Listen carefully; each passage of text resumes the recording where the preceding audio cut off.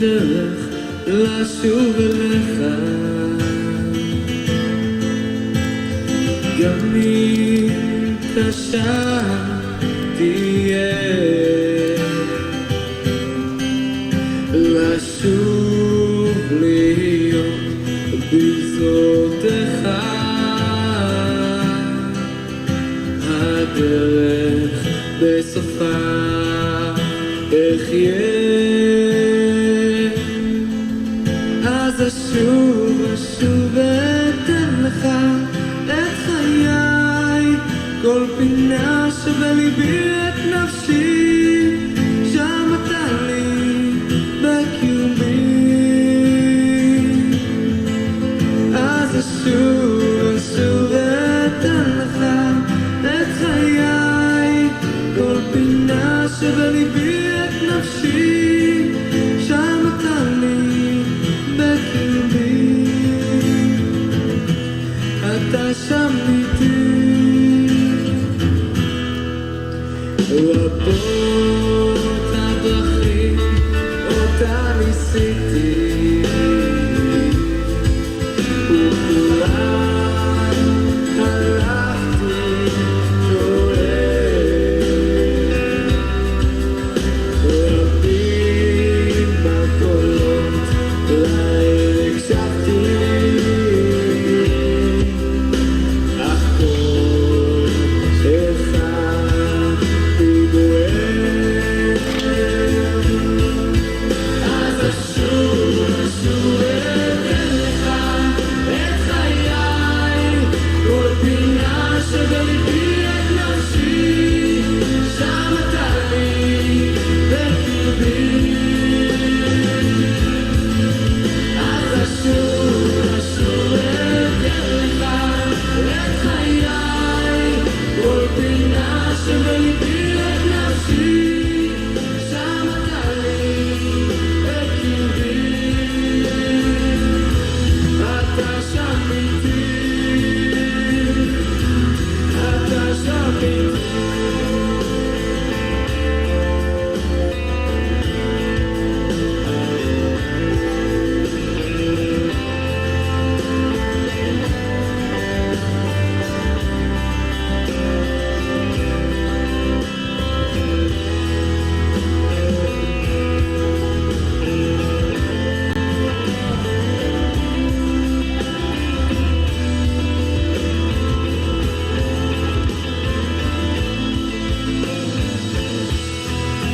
אז אשוב אתן לך את חיי, כל פינה שבליבי את נפשי, שם אתה לי בקרבי.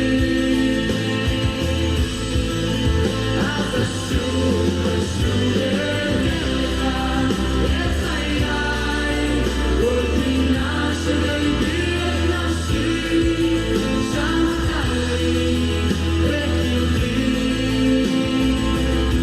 אתה שם איתי, אתה שם איתי.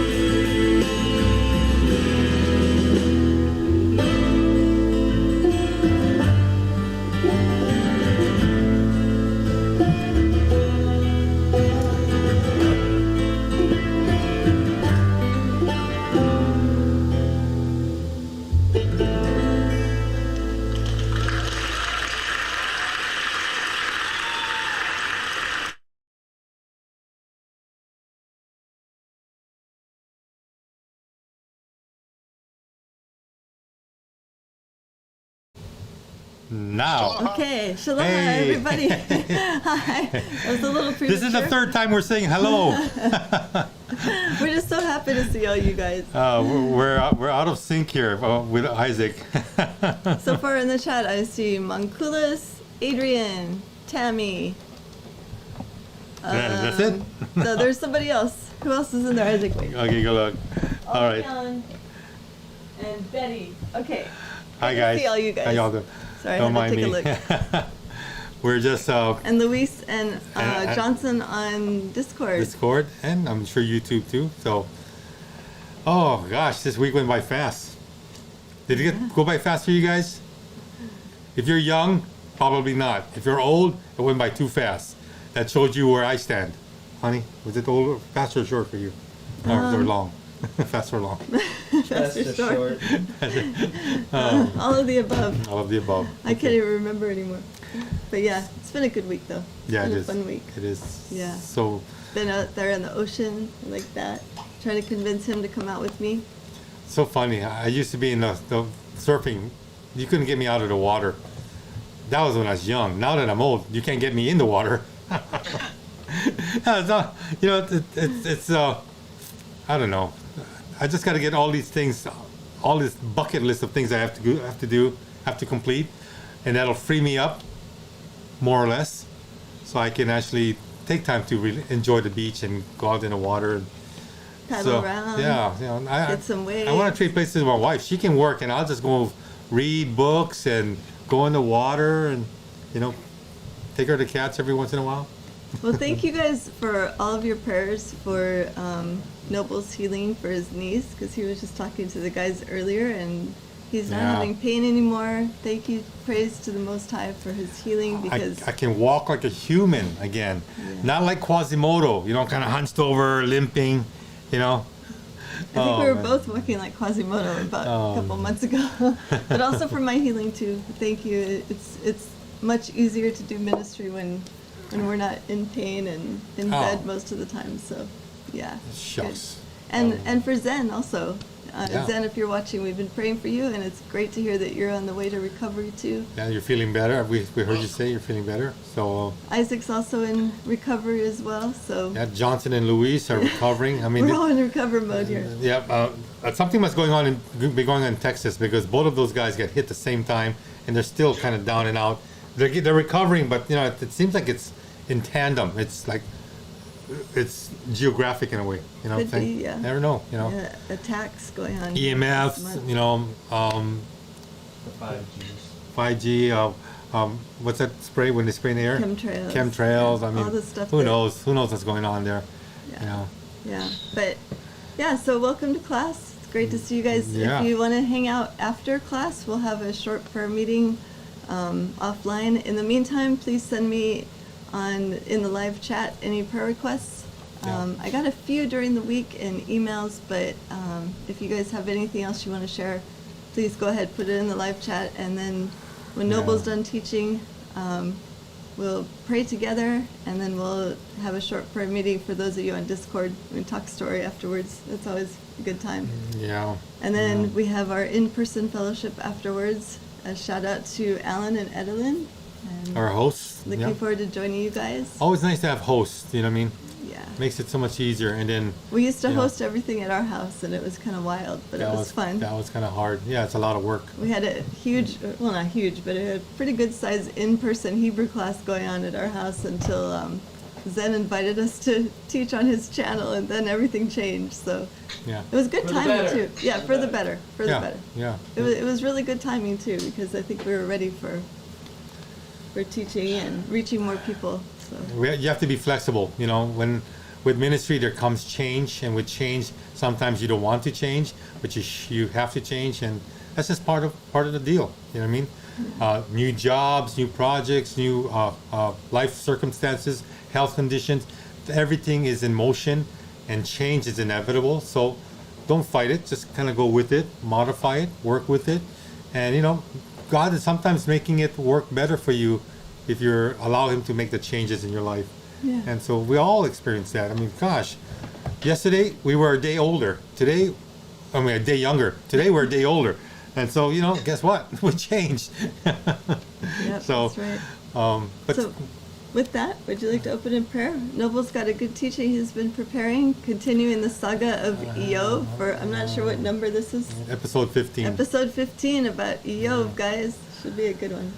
Well, we'll see. Again, put some really midnight oil into this, and 4 a.m. oil. 4 a.m. oil. My gosh. Hey, 4 a.m. You know what? That's 10 a.m. in the East Coast, so it's actually a good time for them. So What'd you do at 420?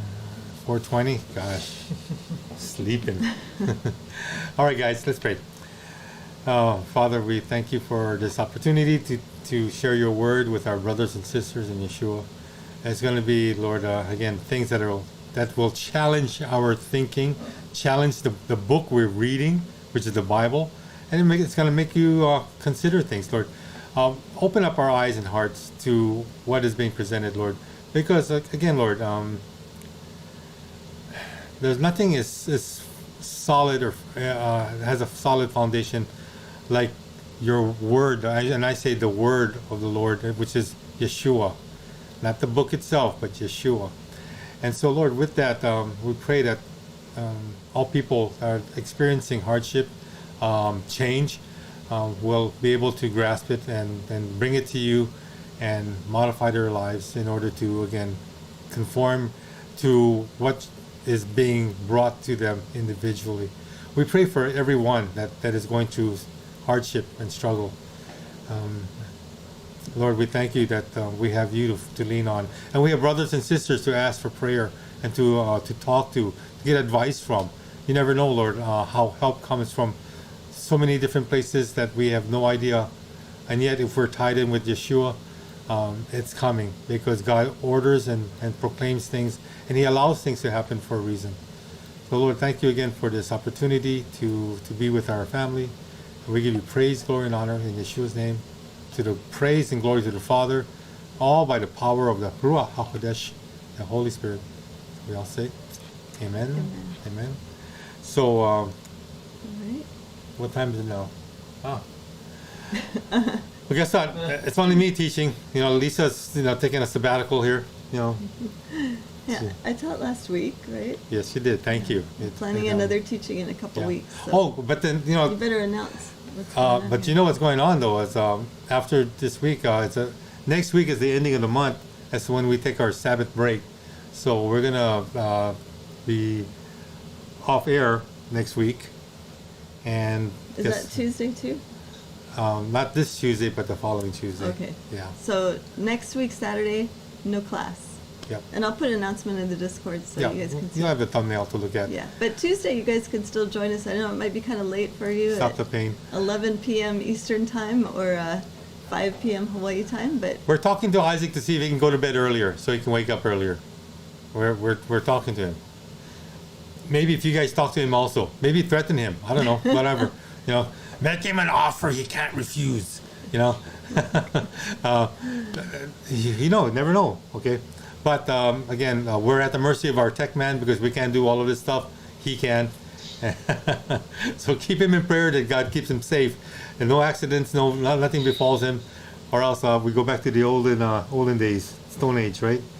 yeah, We use your phone for everything. that'll be rough. Oh man. All right. Okay. Well, okay, well, babe. You teach. Make sure to send me your prayer requests in the chat, Oh. and I'll be taking some notes. And we look forward to a good class. I'll reach out to you. Thank you. All right, guys. As you can tell, I'm going to go right into the continuing saga of Eov. Again, episode 15. You got to remember that in these previous episodes, the three elder statesmen of Eov's relatives / friends came to be helpful. Okay, they tried to. They were utter failures, but they tried to. The death again of Eov's 10 children, the subsequent loss of his first wife, the breakdown in his financial empire, and the tarnishing of his impeccable and, like I said, wrote there, philanthropic reputation has many wondering why God would do such a thing to one who's given his life to taking care of the poor, the homeless, the fatherless, the widows. Why would God do that to someone like this? And yet we all know, a lot of us know the end story. But it's the details in between that makes a difference, that makes the story actually more enhanced, more rich. So that's what I hope to bring out of this study in Eov. Again, not only his name being Eov in Hebrew, which is Job in English, but again, understanding the culture and the thinking and rationalizing back then. Again, part of the review is that after that round robin of speeches from his 3 friends / relatives, Eliphaz, Zophar and Bildad and Zophar, this fourth and younger individual called Elihu, named Elihu, comes into the picture, and has been very patient until at the end when Zophar gave his last speech, and it was kind of like, all right, I need to say something. You know, young guys need to say something, and he had a lot to say. And again, none of it helped Eov any. It was all condemnation to Eov. Again, you're a sinner. Same old thing. You know, the doctrine of retribution comes into play. And again, they just can't comprehend why someone as good as Eov would face so much calamity in his life. Again, so that's the review. Now, here, I need you guys to really hear what I have to say, because this is going to be challenging for some of you. In the previous episode, when Elihu pronounced God's goodness in chapters 36, verses 1 to 23, and continued by proclaiming God's majesty in verses 24 to 33, same chapter 36. Then in chapter 37, Elihu added God's works and wisdom to that in that entire chapter. We have something of a difficulty. So you see, any insightful person would think that the following chapter 38, would be the obvious sequence of events. But in chapter 38, at the very beginning, the very onset, God boldly announces, and he's announcing this from a tempest, from a storm. And you know, when you read scripture, God, for the most part, always speaks from a storm. Okay? Why? Because he wants to make sure that whatever human he's speaking to, he has their attention. And what better way to get their attention by having a storm, right? So what does God say? Then the Lord answered Eov out of the tempest and said, and there, enough said. God is answering Eov, okay? This is Eov chapter 38, verse 1. But how can that be when Elihu was speaking in chapter 37, not Eov? It doesn't make sense here. It should have been Eov speaking right before chapter 38, which will again help make sense of why God is answering Eov and not Elihu. How is it that Elihu supposedly ends his speech in chapter 37 and God now addresses Eov out of the storm in chapter 38? There seems to be something missing in the flow of events. And you know, when it comes to poetic literature, okay, there is flow, there is rhythm, there's rhyme, prose. I mean, you look at it, it is a totally different way to communicate, okay? And you know, God, in his divine way, he loves poetry. He loves to talk to us kind of almost like in parables, you know, where we really need to hear what he's saying in this poetic literature so we can actually see the deeper things, the things that are behind the surface, so that we can see what he's all about. And this is God at his best, okay? There is a scholar named David Kleins who contends with the order of the book of Eov, citing the obvious disruption of who's speaking last, chapter 37, and who's speaking next, chapter 38, in response. God's surprising response to Eov in 38:1 argues that Eov should have been speaking before chapter 38. I mean, immediately before, okay? In order to keep the flow of the poetic narrative. God has no reason to respond to Elihu because Elihu was responding to Eov's denial of sin and his adherence to righteousness. Again, this is between Elihu and Eov. What Klein is proposing is that Job, chapters 29, verses 1 to 31, chapter 29, verse 1 to chapter 31, verse 40, that's 3 whole chapters now, should have been positioned before chapter 38, when God makes a rare appearance to Eov. When I mean rare, God rarely appears before humans.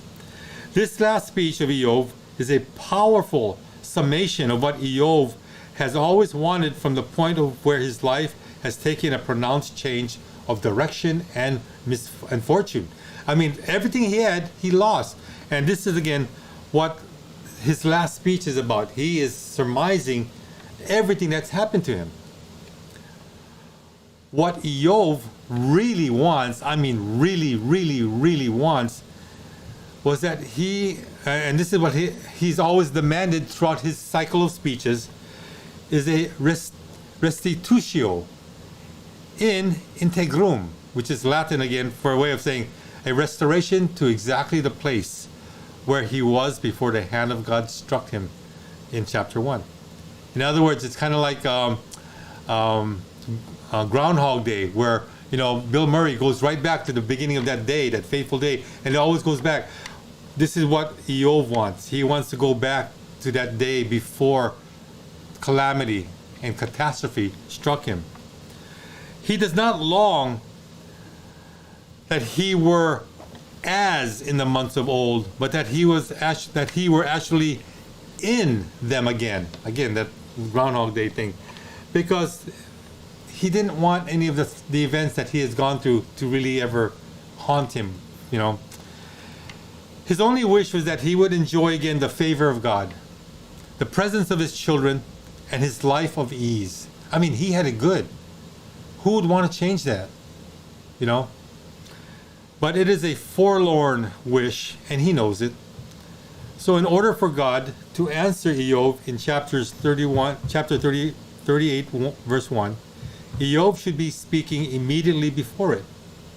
Eov's last speech is to be found in chapters 29, verse 1 to 31, verse 40. Again, 3 whole chapters. Ironically, Eov began the discourse back in chapter 3, and he should be the one to end it right before God responds to Eov's wishful speeches. Okay? He began it all, he should end it all. Why would Elihu be at the end of it? Doesn't make sense. This is Eov's longest speech, by the way, when you look at chapter 29 to 31. And it gives no hint as to how it will end. Again, Klein writes, this speech has a clear tripartite structure corresponding to the 3 chapters, 29 to 31. The 3 movements are differentiated by their temporal focus. Chapter 29, for example, looks entirely to the past. And this is the beginning of the chapter. Oh, that I were in the months of old. Can you hear it? He's looking back and saying, man, I miss the old times. Chapter 30 looks to the present as a contrast to the past, with the repetition of its key word, and now. And you know, think about it, okay? It's kind of like us. It said, man, I had such a good job, and now I'm unemployed. Or, you know, I had such good health before C-19 hit, and now I am compromised. You know what I mean? Do you see here? This is what Eov is saying, is that as I live today, I look to the past because I had it so good, and now I'm stuck with this. And I don't want to hear any husbands saying that about your wives, because your wives can say it about you too, okay? And now. Oh, that's so funny. Now he's 50 pounds heavier. Okay. So the key words, and now, you'll find that in verses 1, verses 9, and verses 16. So it is multiple times that it's mentioned in chapter 30. Okay. And lastly, in chapter 31, in returning to the past, he has the future more in mind, both as the realm were. Job's imprecations would come into being, and as the spear of God, of the longed for response from God. I messed it up. I can't read. I just got to talk. You know, in essence, Job is looking to the future. He sees the past. He sees the present. He misses the past. He doesn't miss the present. He's sick and tired of the present, and he's looking to the future, hoping for a better future. So the ending of chapter 31 calls for future action. And what is this future action? Eov is saying, here is my signature. Let the Almighty answer me. Verse 35, chapter 31. I mean, if this is not a calling out, I don't know what is. Man, I'm telling you, he's not giving God any options. He's saying, God, put up your dukes. I am ready for you. Because you know what? I've been this for the past 30 chapters. I mean, for the past 37 chapters, I've been having to deal with this. I am sick and tired of it now. And now I don't care. Even if I die, I want to be vindicated by you. Even after my death, I want you to show that I was right. So all these guys, Eliphaz, Zophar, Bildad, Elihu, everybody will realize that I was right and I wasn't insane. Yes, honey. Stevie just made a really good comment. She Yes. said she read the beginning of Job, and it stuck out that Job's children were into partying. Job was so concerned he sacrificed for them daily. Also, Yep. how God said that Job was perfect, upright, and hating evil. Oh yeah. Well, we all know that when reading it, chapter 1. Very good, Stevie. Again, and in hindsight, we look back and say, yep, he did everything right. I mean, he prayed for his children, offered sacrifices for his children in case they might have sinned. But God, in his sovereignty, did what he did, and now Job has to deal with it. Job has no understanding why, and that's why for the past 37 chapters, he's been having issues. Yep. I don't think they had, many psychiatrists back then with medication, but I'm sure he could have used them, some of them. But again, that's Job. Actually, in the Testament of Job, how it mentions when his friends came and they brought their doctors along with them. They did bring their doctors, and he yeah. just turned them all down. He's like, no, I don't want that junk. You know? Yeah. So, But he did ask. He said, you guys got any cannabis? Nah. what? Got any Canada? Medical cannabis. Okay, that's what I'm talking about. All right, guys. Got milk? Okay, so we move on. So here, again, Dr. Klein also believes that verses 35 to 37 of chapter 31 should also be relocated after verses 38 to 40. Do you see the shuffling of verses, of chapters here? Because the hardest part when it comes to creating a book, like the book of Job, is when you have all these fragments of documentation, whether it's going to be papyri, codexes, parchments, leather, steel, a tin or silver or gold foil.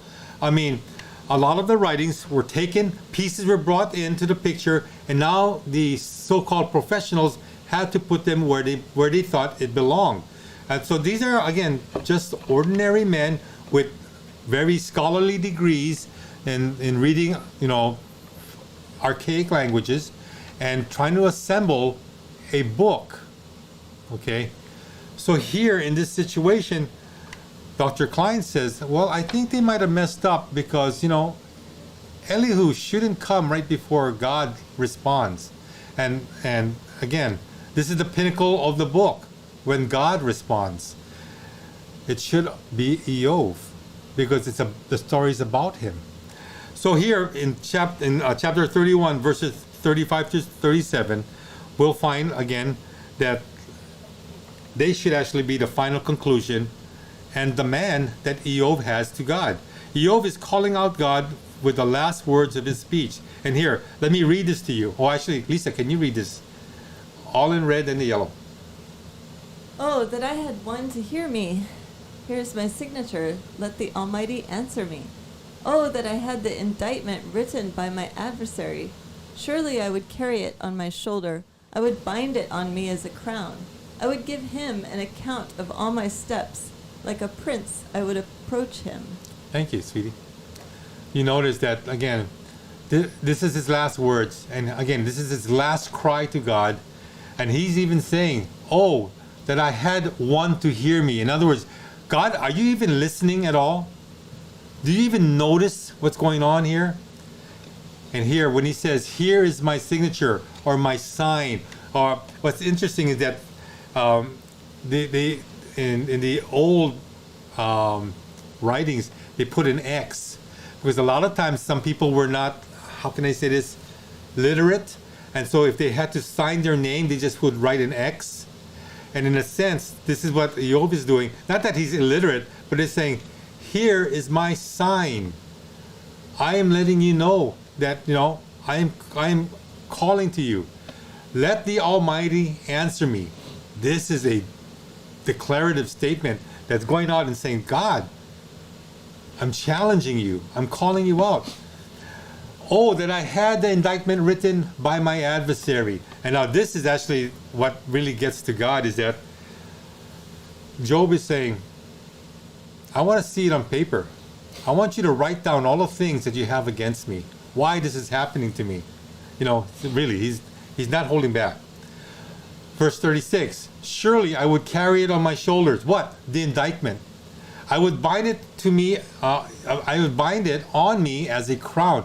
He says, in other words, God, if you have something bad, if I did something, give me the list and I'll put it on my forehead. I'll stick it here and I'll walk around in public just so that everybody knows why you're doing this to me. Because everybody knows of Job's affliction and catastrophe. Verse 37, I would give him an account of all my steps. In other words, what Job is saying is that, look, God, if you want me to go back and write down everything that I've done, and a lot of them are for your benefit, for your pleasure, for your people, and not for myself, I will. And so like a prince, because you have to remember that Job was a prince, he would approach him. And only, if you think about it, only royalty can approach God. I mean, in a sense, in the old mindset, in the old culture, royalty was allowed to approach God. Not that God wouldn't talk to just the mere mortal man, the commoner. No, he would. But being royalty, when you're running a government, ruling people, you have access to God because these are God's people. They're really not their people. So the very last line in chapter 31:40 is this. The words of Job are ended. Which means, okay, no more speeches coming from Job. He's done. With this speech, we have again reached the highest point in the book, with its hero taking control of his own life and at the same time making it impossible, whether theologically or narratively, for the character of God not to comply with his demand. In other words, Job really put God in a corner by accusing him, by demanding him, by saying, are you there? You know, anyone home? Now with Job's last speech being relocated just before chapter 38, God's divine response to Job is immediate, which makes all the sense. Okay? This concludes the cycle of Job's speeches, which would now demand a response from El Elyon, God Almighty. Now in chapter 38, the Almighty responds to Job's cries and complaints. What Job has been hoping for and demanding is now something that he's actually fearing, because he never thought that God would. I mean, think about it. From chapter 3 all the way to chapter 37, he's been calling out God and God never responded. Then all of a sudden he responds. And now Job is saying, oh no. You know, he's saying, oh no, I'm in trouble now. Or Terry Todd would say, oh lo. Olo, olo, Oh lo. olo. Hebrew. Oh yeah, Olo. olo. Even Job's three friends and slash relatives, Eliphaz in chapter 5 verse 8, Bildad in chapter 8 verse 5 to 6, and Zophar in 11 verses 5 to 6, also have been hoping for some type of exchange between God and Job. They've been hoping and looking forward to meeting God by seeing him totally chastise Job, but that never happened. But ultimately, this is what Job has been hoping for from the very beginning. A personal dialogue with El Elyon. In the Hebrew Bible, a personal communication with God is a rarity. Only a few exceptional figures like Hanok, also known as Enoch, Noah, Avraham, Moshe, and the Nevi'im, the prophets, were granted such privileges. In a way, Yahweh is doing just what Job had asked, answering him. However, Job was not expecting God to respond in the way that he did, for God did not offer a response to Job's accusations. What God did was put Eov on the defensive right from the beginning, from the get-go. And remember, God is talking out of a storm, okay? Now, when we talk about God appearing before man, it's also known as a theophany. A theophany is an unlikely appearance of God to humankind. What makes this appearance even more rare is that it happens in wisdom literature versus a more common occurrence in a narrative such as Bereshit and Genesis. Another characteristic with a depiction of a theophany is the accompanying disturbance of nature, also known as a tempest or a storm. The significance of the tempest as an accompaniment of the theophany may be that the appearance of God constitutes a disturbance in the normal course of events, both in the lives of humans and in the course of natural events. In other words, God is supernatural. And if he's going to come and talk to a human, he's breaking down all the rules of nature. And that's why there's a lot of human beings that cannot believe in the supernatural, because to them, nature is everything that it should be, and it cannot be broken. Well, excuse me. God, who created nature, can do what he wants, okay? And so by talking to mankind, he does so with a tempest behind him, or I should say before him and behind him, because he wants to make sure that whoever he's going to speak to and whoever may be witnessing the event will also realize that this is a supernatural occurrence. This is out of the ordinary, and this is something that you will talk about when you become old and gray to your grandchildren and great-grandchildren. It's something that you will never forget. Okay? The tempest is not only an accompaniment of the divine presence, it is also the manifestation of the divine presence. So Yahweh's appearance is not only an audible experience for Eov, but also a visible one. So now we're including the empirical senses, the ears and the eyes, okay?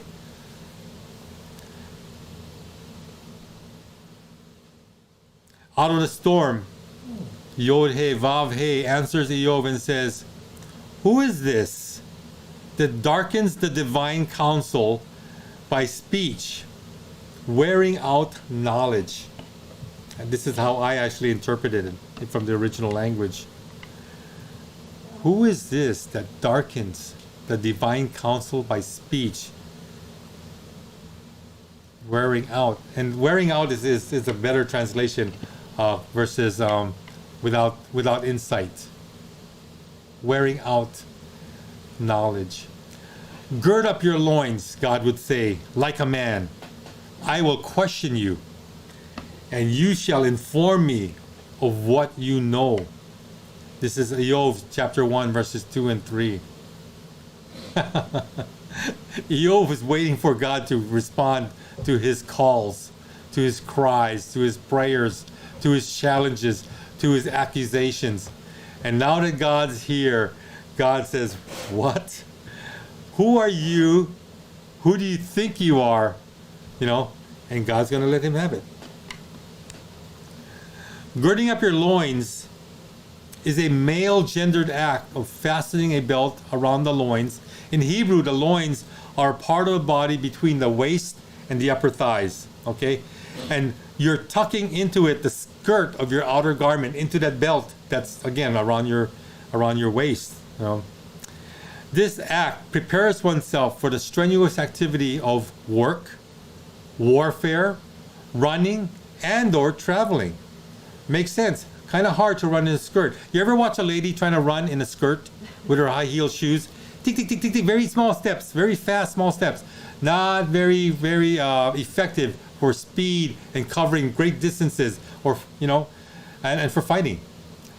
And yet men are wearing, you know, their outer garments kind of like a skirt in a way, you know, top to bottom. Just watch tennis. And so what do? They put it up, they pull it up, tuck it in their belt, and now they can go. All right. God tells Eov without qualification that he regards him as an opponent. an enemy who will need courage and strength, not a just cause to be able to confront him. You see, God makes it no secret that the legal dispute Eov was seeking will happen. And Eov had better understand that summoning God to trial will not lead to a calm, rational, orderly legal process. Now, God is not about the legal system. Nope. He is above the legal system. He does things his way because he has insight, knowledge, and wisdom. God takes Eov's summons personally and intends to fight. A superior male has been unfairly accused by an inferior, and he intends to get his revenge. Yehovah will be doing the questioning while Eov is demanded to answer. As it happens, God will not get much out of Eov, who, without much of a fight, easily, quickly abandons his case. How easy it is for us to change all our thinking when we are again confronted with the supernatural. And especially not just any supernatural, but the author of supernatural himself, God Almighty. Angels and demons are supernatural, but they have nothing compared to what God has to offer. So it would be right in anybody's mind, and you got to remember that when the patriarchs, those special prophets of God, were called to his presence, many of them would loosen their loins. In other words, they needed an adult diaper because they made a mess of themselves. And you know, if you're wearing a tunic, you know, it's just going to drop straight down. You know, nothing's going to catch it. All right? This is what you face when you come across the one true God. Yes, Lisa? It's like in the book of First Enoch where it says, my reins were dissolved, or, you know, that's pretty much what he's saying, right? Or Yep. the vision of Isaiah, Mm-hmm. same thing. Yep. I guess for many of us who have not encountered God, we kind of maybe will jest at it and saying, wow, that's really embarrassing. But you know what? They say that when you are at the point of dying, or when your body actually ceases to exist, ceases to function, the body pushes out all that defilement from your large intestines. And that's, again, part of the dying process. And yet these prophets of God were called back. I mean, we're actually still alive. And God says, you know, stand up, you know, wake up. I'll clean you up supernaturally. But, you know, I need you to pay attention. You're here for a reason. And Eov was one of those special individuals that was, again, able to have a relationship with God, knowing that that he worshipped him, he feared him, revered him, and did everything that was required. And then now here, God is talking to him in a very divine way. And it's his first time talking to God as well. He's had interactions with angels prior to, but they were not God. This is God in the real person, okay? In verse 4, God begins the match with the question, where were you when I laid the foundations of the Arets, the earth? Tell me if you have insight and discernment.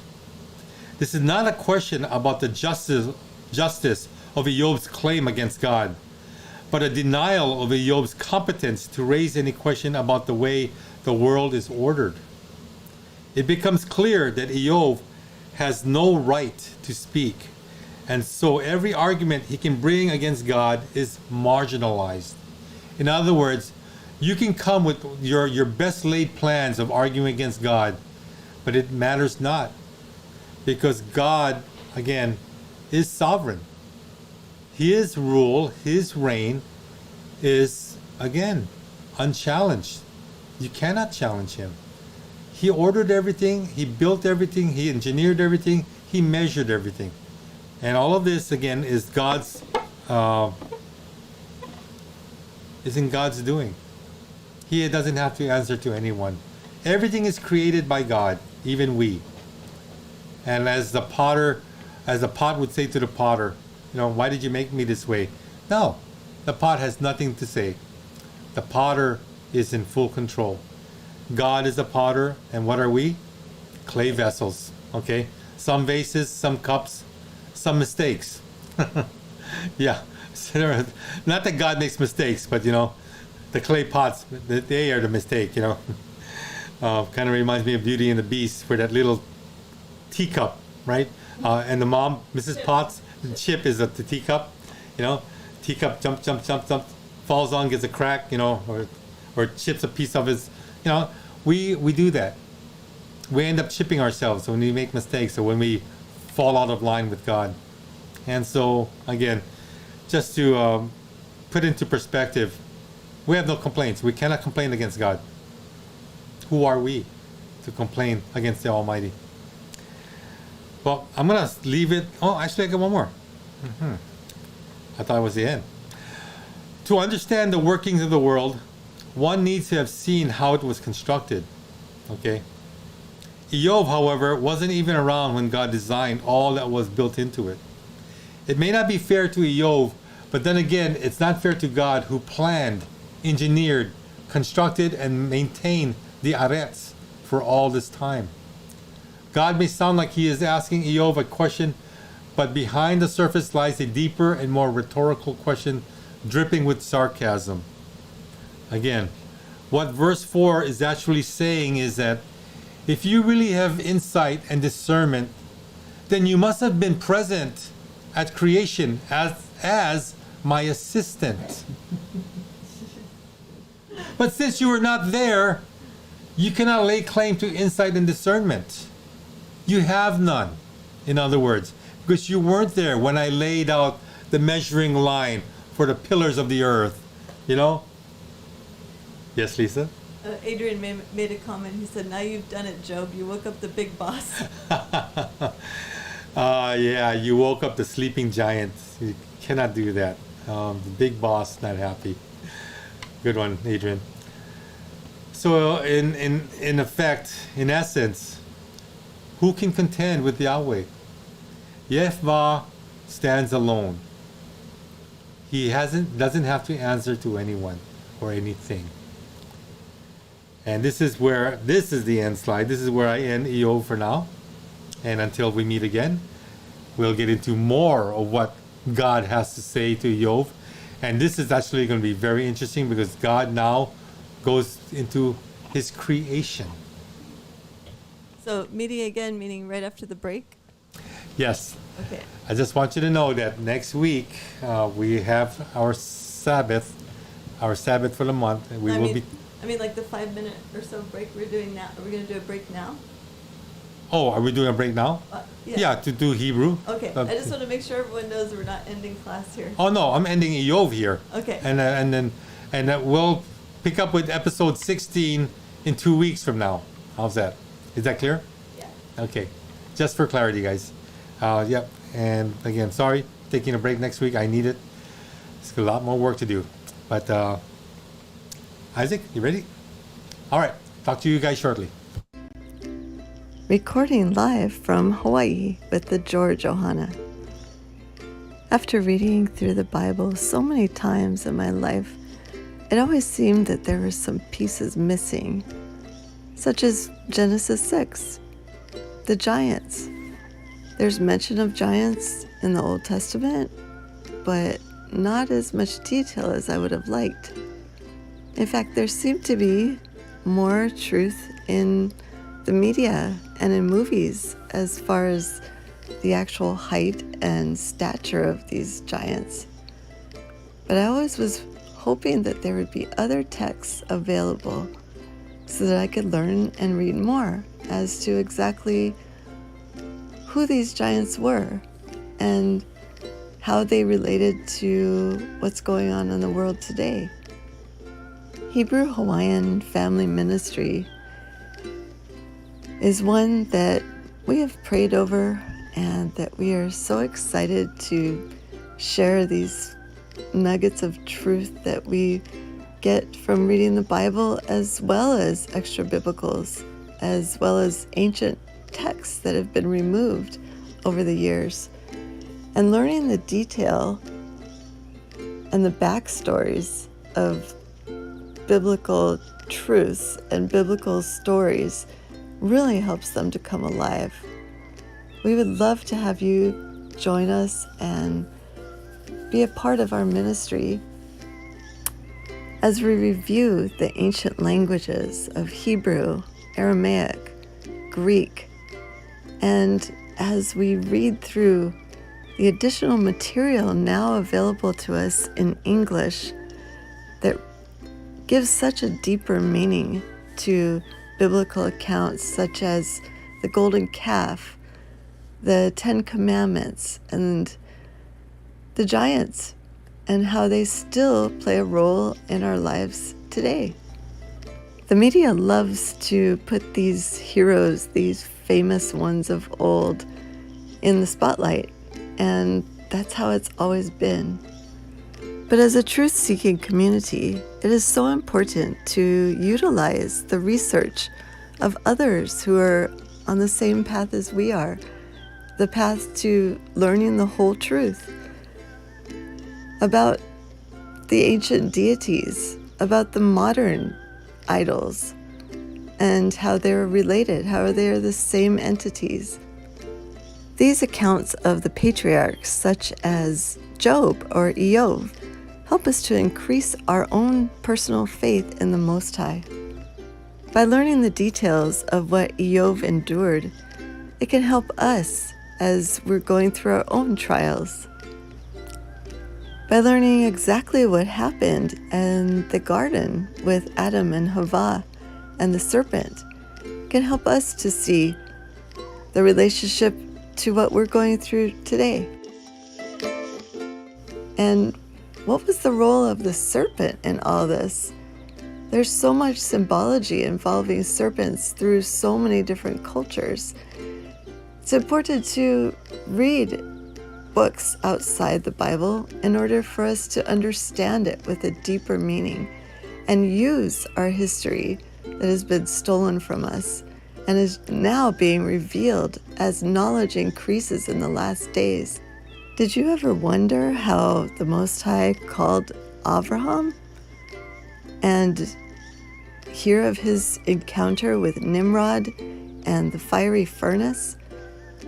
These and other stories are readily available to all of us, and we look forward to sharing with you and to hearing your ideas and your research about these ancient books.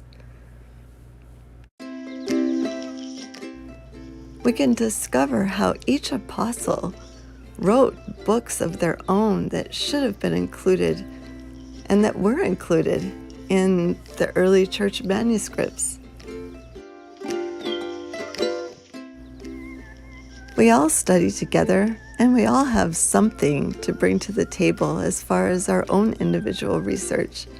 So please join us on Saturday evenings for Hebrew class and backstory time on both this YouTube channel, Hebrew Hawaiian, and on Discord with Sacred Word Publishing.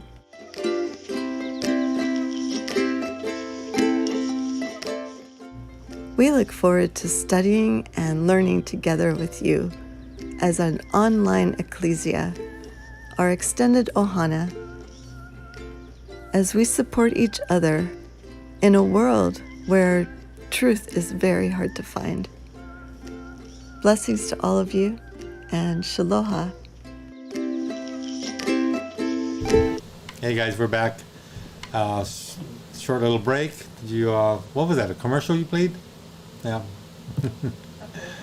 Couple of commercials. Okay. Well, here we are in Biblical Hebrew. Hope you guys are ready, because again, it's going to be, this will be, again, just challenging you to open up your minds to what's going to be taught. Again, the disclaimer, again, yeah, I make light of it because, we're not responsible, okay? If you guys should get enlightened by God, if this Hebrew language makes you really dangerous now with the Bible, but you know what? I think that's what God wants. He wants us to be dangerous with His Word. so that people will know his word truly. Okay? So we're going to start off with beginning biblical Hebrew, and we've been talking about the article, the definite article. Now we're going to expand that teaching into the definite article with the initial yod and mem. Okay?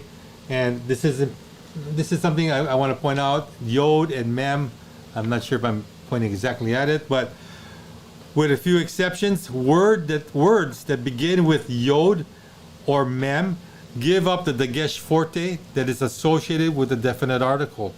What is that dagesh forte? It's the doubling of the consonant that comes after the article. Okay? So for example, look at this word right here. Yaladim, okay, which is boys, it's the word for boys, becomes hi. Hey, ladim. It's heladim. Heladim. Why? Because you have a shiva there. The shiva is preceded by a short vowel, so the shiva is silent. That's where you end your syllable. Hey, ladim. Okay, the boys. Now, if you want to use the mem, here's the word. Let's see, what is this word? Mer gelim. Mergelim, spies, now becomes, what is that? Okay. Ham ragelim. Ram hagelim. Whoa, the spies. We're adding on the ha. Okay, you notice the ha is your definite article. Okay, you notice that the mem has no dagesh forte inside. Same thing with the yeled, the yod. There's no dagesh. So again, this is what this topic is talking about, is that when you add a definite article to certain words that begin with a mem or a yod, the dagesh forte does not appear. Okay, it does not apply in this case. So in like it says there, in both instances, the dagesh forte is given up, but the patak vowel, okay, the short a is not lengthened. Oh, because normally there's compensatory lengthening that happens, but in this case it doesn't happen. Okay, and you're thinking, what the heck is compensatory lengthening?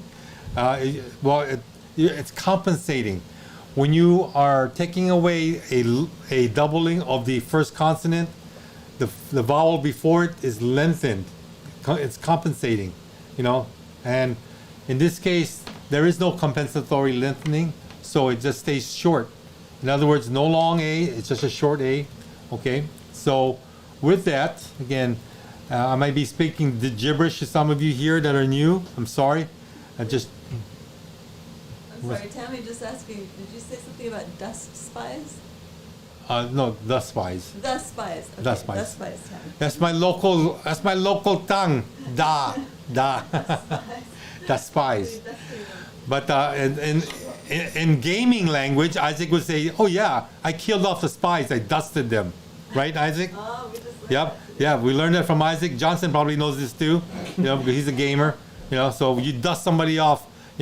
I'm thinking of the song "Dust in the Wind" by Kansas. Oh yeah, they killed the wind. They dusted the wind. Another one bites the dust. Another one bites the dust. Oh my goodness. All right.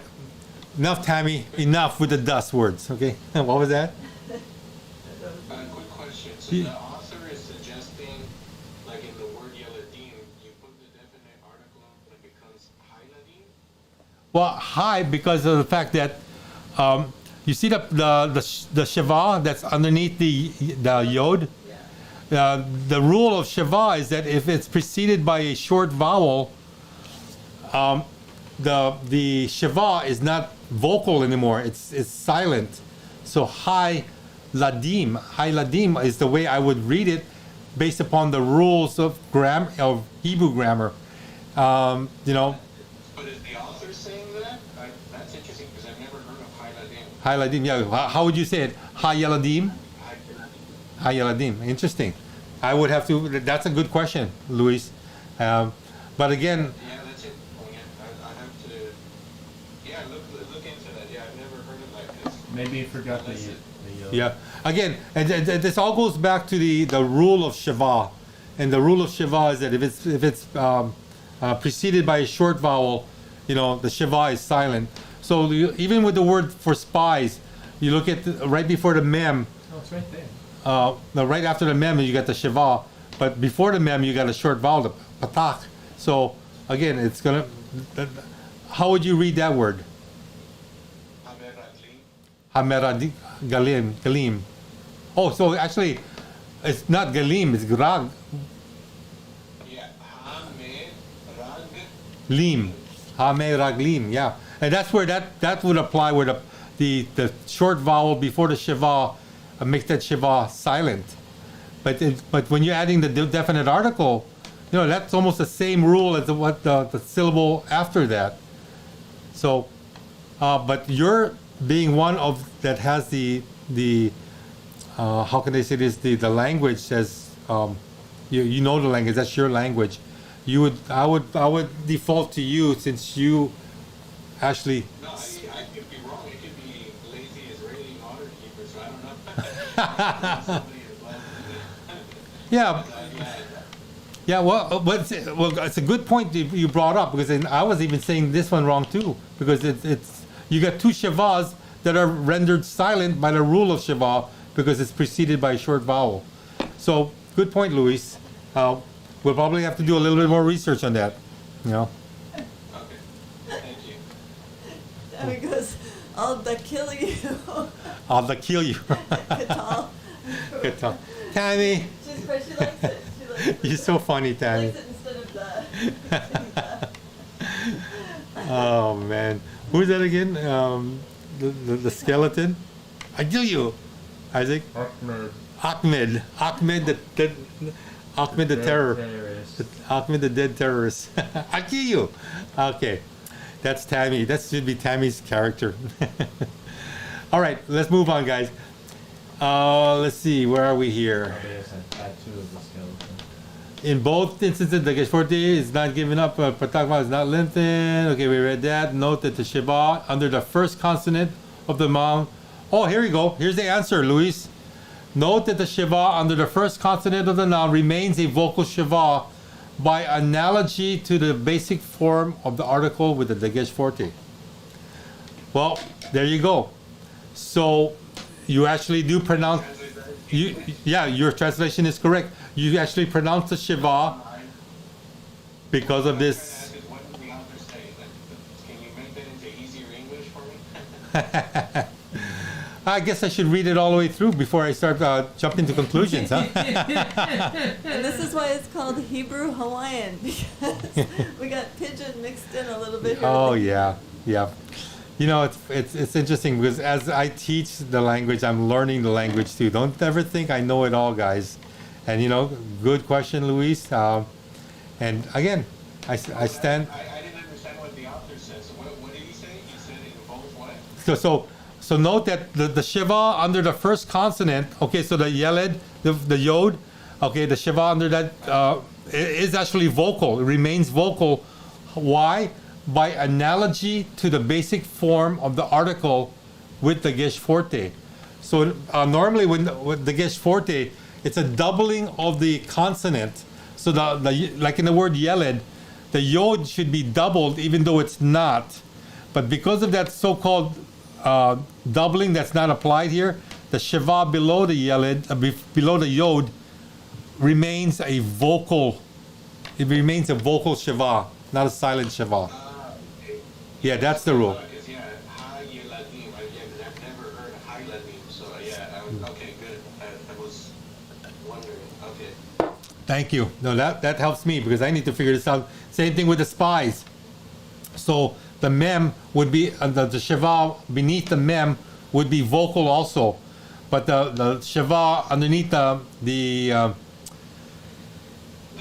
gimel is not vocal. It's a silent. Yep. Yep. And the dagesh that's in the gimel is a dagesh lene, not a forte. It's for pronunciation, right? So, okay, good. We got through that one. Man, that was a good one. Thank you, Luis. Are you sure this is beginning Hebrew? Shucks, really, yeah, it makes you wonder, huh? Yeah, for you beginning students, you guys can actually sit in advanced Hebrew too, because it's the same book, same author, you know. So, you know, what makes it what makes it advanced is that you've tortured yourself longer than beginners have. That's the only difference between advanced and beginner Hebrew. All right. Me, Noble, I'm like, oh my gosh, I don't know my own language. Yeah. Hey, isn't it funny that a lot of these things come up when we talk, right? Oh man. All right, guess what? There will be vowel changes, and you know that's a given. Okay, when I mentioned earlier that life incorporates changes, language incorporates changes, and vowels are one of them. You know now that a Hebrew noun is rendered definite by prefixing the definite article, the ha, plus a dagesh forte in the first consonant of the noun. You also know that there are also minor variations to this standard construction, especially with the initial guttural consonants. So if you have a noun that begins with a guttural, then you remember what gutturals are? Those words that are formed in the back of your throat. Okay, the aleph, okay, the hey, the het, the ayin, and the resh. Is that five? There's five gutturals. Okay. There are few nouns that deviate from these rules, but none of these changes should concern you too much. It is good to be aware of the exceptions and variations to the standard pattern. In other words, expect changes, deal with it, go with the flow. But it is more important for you to concentrate on what does not change, okay? The presence of the prefix hey never changes. In other words, you're going to put a definite article on top of a noun, it's always going to be a hey, okay? And that's going to change later when you get into prepositions. But for now, hey is unaltered. Second, the stem of the noun will rarely change. The stem are the consonants, not the vowels, okay? The consonants. Remember, in Hebrew, most words are comprised of 3 consonants. It's a triconsonantal system. So, you know, again, most words. There will be some that have only 2, but they originally had 3. They just got lazy like a lot of Hawaiians, you know, and we just shorten it because it's easier to say, okay? And I'm not picking on Hawaiians because, you know, I live in Hawaii. But we like things easy. And, you know, we're like water. We look for the path of least resistance. Okay? Let's see. So where are we now? Okay, and no matter what the vowels, that is, no matter what the vowels or the dagesh forte do or do not do, the hey is unaltered. Second, the stem of the noun is rarely changed with the addition of the definite article. Therefore, if you know your vocabulary and understand that a prefix hey indicates a definite article, you will rarely have any trouble identifying nouns with a definite article in Hebrew. In other words, when you're trying to translate the Hebrew Bible and you see a hey at the very beginning, the first thing you should ask yourself is that a definite article? And you'll look at the word and say, ooh, maybe that is. Because by looking at the rest of the letters after the definite article, that'll give you what word that you're going to be trying to parse or translate. And that's going to help you in your reading the Hebrew language. Okay?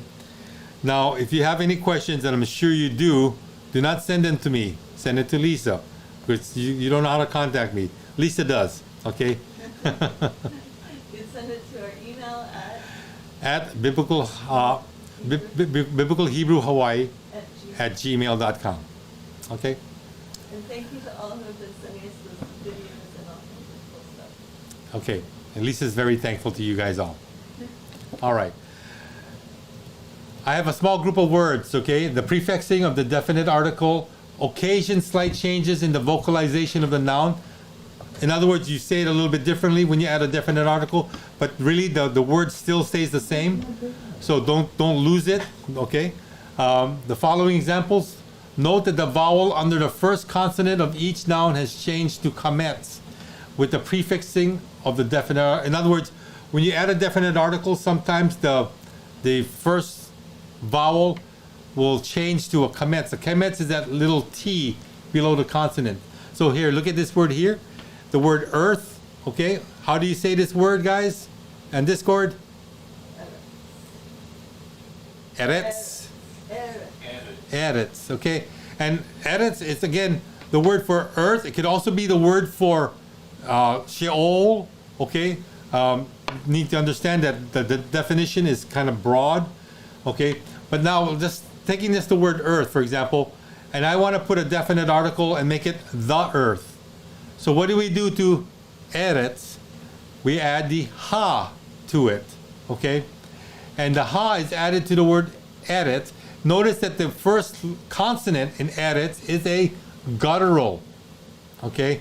So the guttural will not accept the dagesh forte. So don't even think about adding that little dot there. It won't work. It won't happen. But what does happen is compensatory lengthening. So the patak changes to kametz, and that's what you got here. And not only that, because of the guttural, there's a kametz that's below the aleph as well.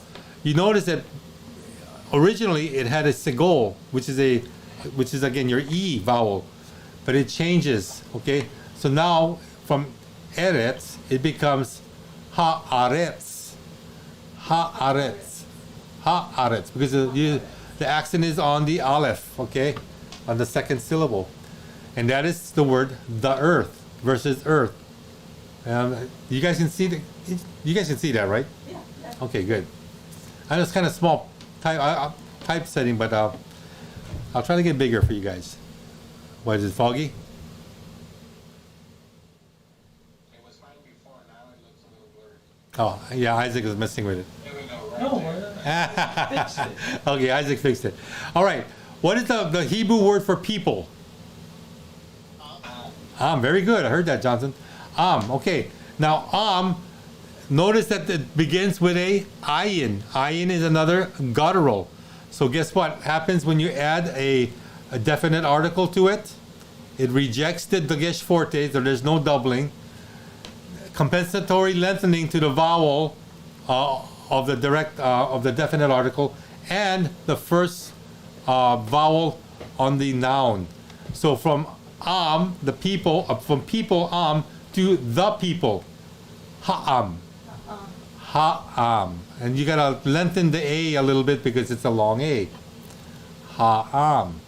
It feels like you're in slow motion. Ha'am. Okay, so that's how you, again, will read this word. That's, again, defined the people. Next word, garden. Notice that the gimel has a dagesh lene there, okay? Then you get the patak and the nun sofit, gan, gan for garden, okay? Here, when you add the definite article, what happens? You add the ha, the hey and the patak, but now the dagesh lene that was in garden changes to a dagesh forte, okay? Because gimel is not a guttural, okay? So you can actually double that letter, and now you would read the word Hagan, Hagan, H-A-G, G long A-N, okay? Hagan. That's the garden, okay? Now, again, just kind of go with it. Understand what's happening here. Here you have the word mountain. What's the mountain word for mountain in Hebrew? Har. Very good. Notice that har is what? What is H? Hey. Guttural. It's a guttural. Okay. So, since a guttural, gutturals will reject the dagesh forte, that little dot. So notice when you add the definite article, now you get the word hahar. Hahar. And again, the patak has lengthened to a kametz on the definite article, and the vowel underneath the noun har has also lengthened to a kametz. So hahar is now the mountain compared to har, which is only mountain. All right. Last word. What is the word for ark in Hebrew? Aron. Aron. Okay, and remember this is a reduced vowel. So Aaron, very brief, Aaron, and sounds like Aaron. And what did Aaron deal with? What did he work with? He worked with the ark. Yeah, kind of makes sense, right? So now we want to make ark the ark, not just any ark, because Moses, when he was a baby, Moshe was put into a what? An ark. When he was a baby. Floated down the Nile. The princess of Egypt finds him and says, hey, he's mine. Okay, and you know that story. Okay. Moshe needs denial to at that go point. out. What's that? He was in denial at that point. Yeah. Yes. In both accounts, he was in denial and denial. I'm not a Hebrew, I'm an Egyptian. No, I'm the Prince of Egypt. Watch that movie. We sailed across denial. Yes, we were in denial. Yeah, in denial. Yep, and Lisa was in denial. Okay, so how do we actually make the ark definite? We add ha again with the gesh forte, but Aaron begins with a aleph, and an aleph is a guttural consonant. So you know that the gesh forte will be rejected, and compensatory lengthening will occur. So ha now becomes ha, the ark, okay, and then ha Aaron. Notice that the patak under the aleph, or actually the reduced vowel, lengthens to a kametz. So now you have ha Aaron, which is the ark. This is again just a sample, an example of words that are attached to nouns that begin with gutturals. Okay, I don't know why Gan was in there. Gan's not, Gimo's not a guttural. Yeah, well, Terry Todd says denial. denial. The Okay, conversation. everybody's Hawaiian here. Everybody's a comedian, right, Adrian? All right, guys, very good. That's the lesson for beginning Hebrew. Let's go into some vocabulary, okay? I want you guys to now read with me. What is this word up here? Oh, Esh. Okay, esh. Oh, Lisa knows this already. Fire. Esh is the word for fire. 376 times mentioned. It's feminine.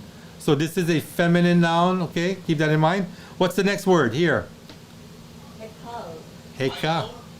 Hekal. Ikal. Hekal. Yep. The sere yod is a long e, so hekal. Okay. And this is the word for I forget this one. temple Temple. or palace. Okay. Temple or palace. Is it not coming through again? Yeah, every time you pull your stick up, it Oh, loses focus. Oh, I'll drop. I won't use my stick then. Okay. It gets a little blurry. Okay. Next word. Ve. Very good, Luis. Ve. Okay. What does ve mean? It's a conjunction. And, but, also, even, then. Any of those you can use. And actually, even the list is even longer than that. But again, ve. This is something that we will go into later when we get into conjunctions. Yeah, I mean, very soon.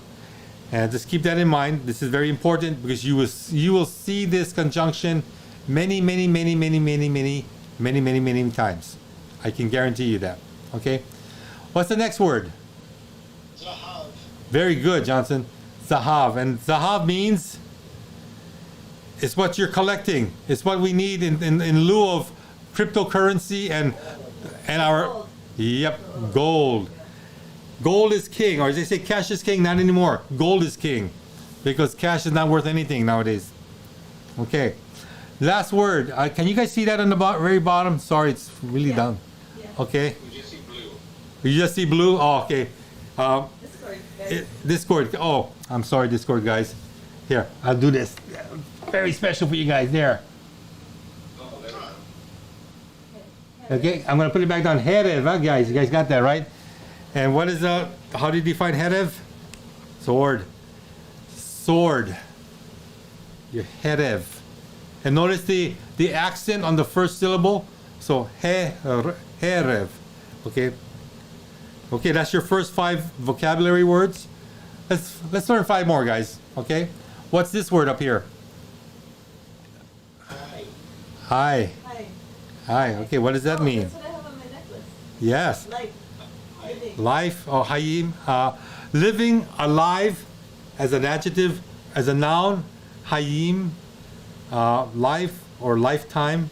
Yeah, but hay is a very common Jewish word.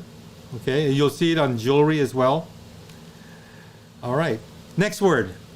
We spoke about, yeah, we spoke about this earlier.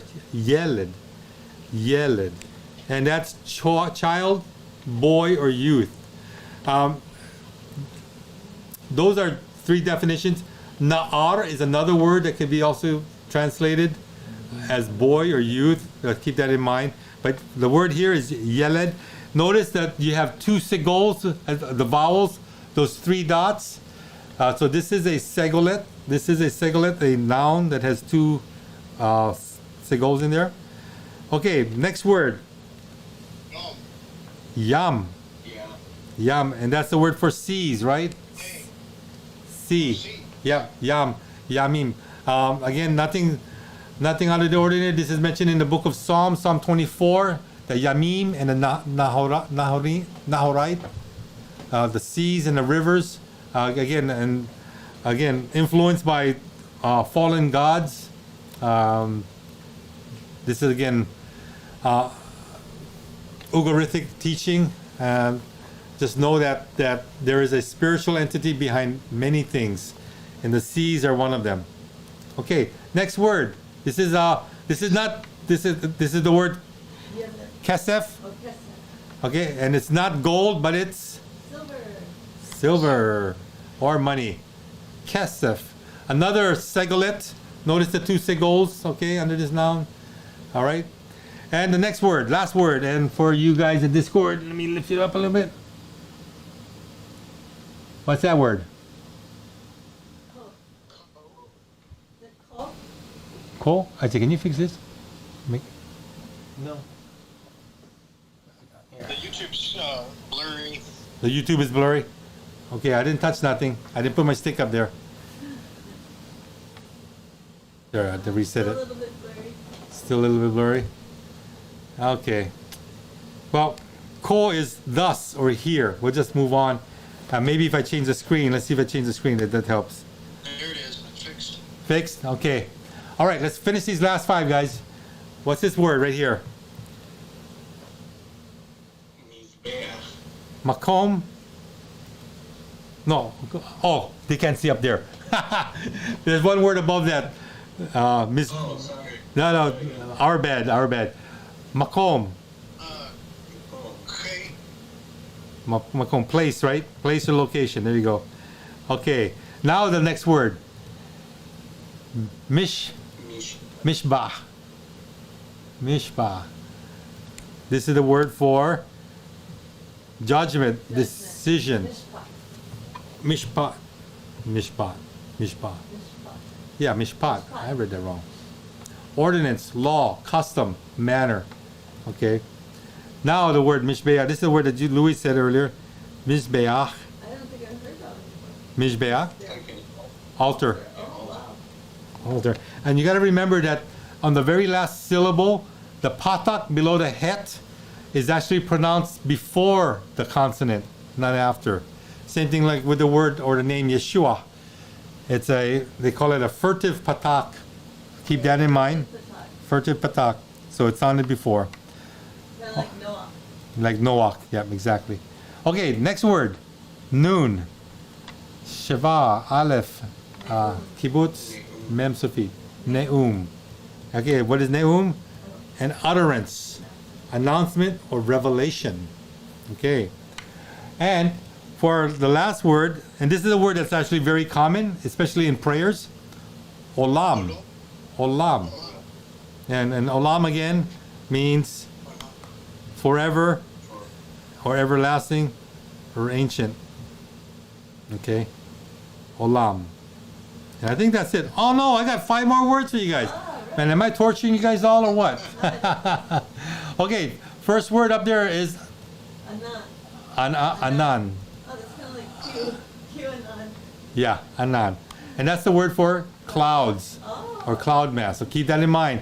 Because the Lord will be coming back on his what? On his Anan. On his cloud, right? So, next word. Racha. Ruach. No. Try it again. Ruach. This is another word. Yeah, another ruach. This is another furtive patak where the patak beneath the het is pronounced before, so it's going to be R-U-A-C-H, ruach.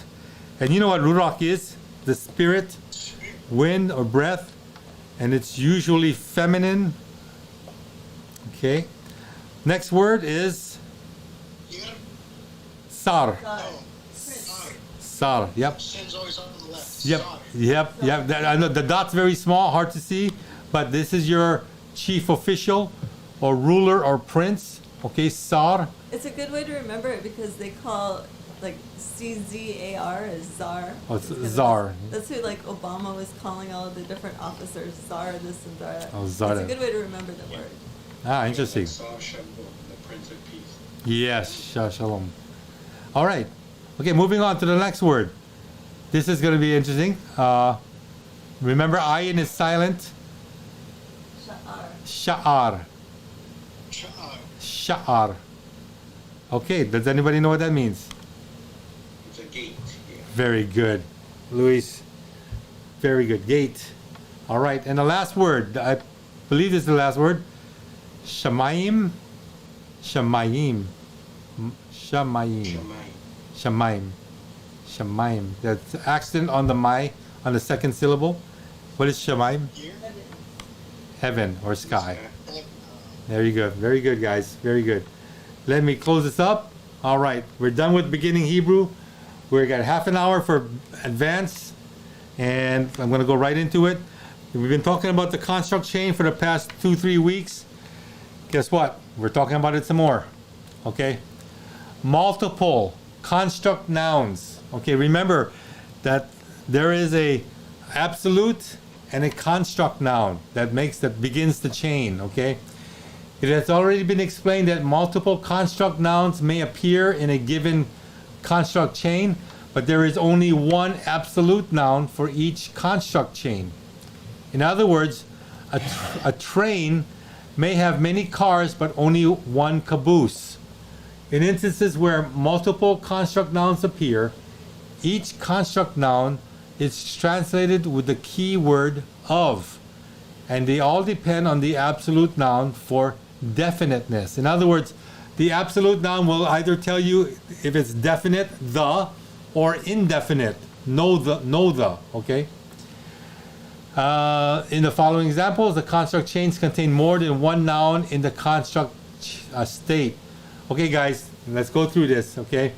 Let's read the Hebrew, okay? Eved, Evan, Achi, Achi. Hamelech, Hamelech. Hamelech. Amen. Okay, Eved is servant or slave.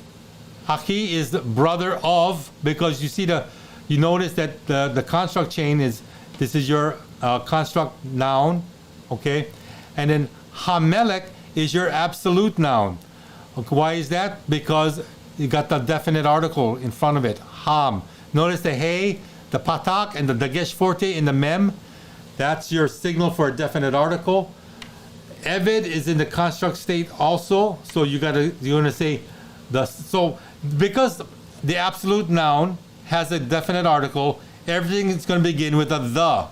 Okay? Even though there is no definite article on Eved or Achi, they will have the included in this phrase.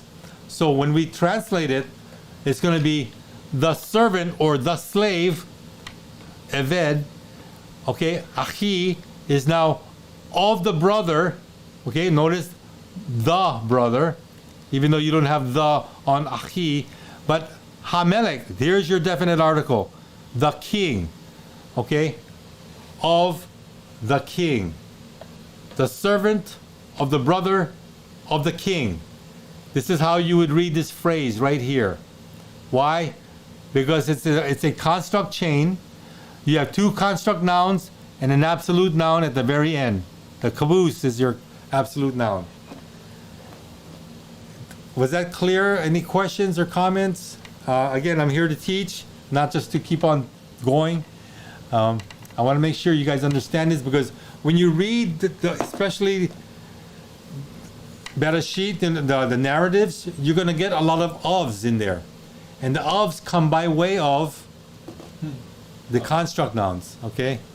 And again, this is how you're going to be translating it. Now, if there's no questions, let's go to the second line. Looks very similar. Notice, Eved again, okay? The servant, okay? And what is this next word? Beit. Beit. Notice that the word bayit is house, but it's spelled differently here. It's got a sere yod. Beit. Beit, okay? Why is that? The spelling indicates that it's in the construct form. In other words, there's going to be an of attached to house, okay? And then you get the same thing, Hamelech, okay? Hamelech, the king, okay? So going back to the beginning, Eved is the servant, okay? Beit of the house, Hamelech of the king. Any questions? Was that Yeah, pretty very clear? clear. Okay. Okay, good. I Good. think you can read that too, yeah? The second one. Evan, Beit, Hamelech. All right. Isaac's reading. Okay, as he's reading, let's go to the third line. Okay, now look at this. This first word is the word davar, but now you got different vowels underneath there and a different ending. Why? Because of the construct state. It's going to be pronounced divrei, because of the fact that you have a shiva beneath the vet, and there's a short vowel preceding it. So the shiva is silent. So it's going to be D-I-V, div is your first syllable. Then R-E, R long E, R-E-Y would be re, divrei. That's the words of, okay? Now you get the next word here, melech, okay? King, right? And the next word is haaretz. Haaretz, yes. And so now you're looking at the words of the king of the land. Notice the ofs in between. Why? Because of the fact that it's in the construct chain, okay? And the construct chain is all about ofs. Okay, last one, and this comes from the book of Judges, okay? Chapter 9, verse 1, okay? First word, kol. Kol, okay? Even though you got a kametz there, this is actually your, this is your long ol, kametz hatuf, okay? Kol. Okay, next word is mishpachat. Very good, okay? The next word is beit. Beit. Ani. Avi, I should say Avi. That's the brother again. Or I should say father. Abba, father. And then the last word is imo. That's mother. Okay. Now, put it all together. Kol is all. Mishpaka is family. So, all of the family. Construct chain, right? Okay. Now the next word is beit. Avi. Okay. That's house of the father. House of the father right here. And then imo. Of his mother. Okay. Notice there's no definite article on the absolute noun. So if there's no definite article on the absolute noun, there's no definiteness. If there's no definite article, yeah. So there's no thes. Oh, well, actually, the house. Oh, well, that's weird. Of the father. Imo of his mother.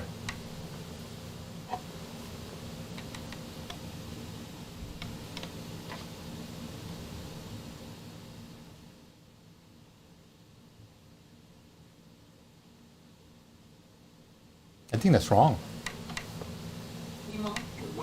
What happened?